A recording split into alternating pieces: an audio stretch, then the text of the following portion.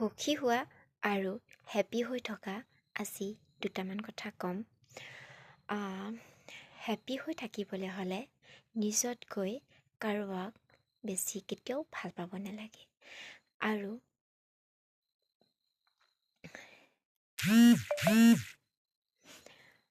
লোকৰ কথা কেতিয়াও মন দিব নালাগে। লোকে যদি কোনোবাই যদি কিবা কৈ আছে সেই কথাত কেতিয়াও কাণ দিব নালাগে, আওকাণ কৰি ৰাখিব লাগে। আৰু এটা কথা আৰু ক'ম যে কেতিয়াও আগৰ কথাবিলাক হৈ যোৱা কথাবিলাক সোঁৱৰাই আনি মনত আঘাত লৈ থাকিব নালাগে। আৰু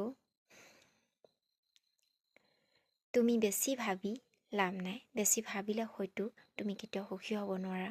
কাৰণ মই এইটো কৰিম বুলি ভাবিছিলোঁ, সেইটো কৰিম বুলি ভাবিছিলোঁ,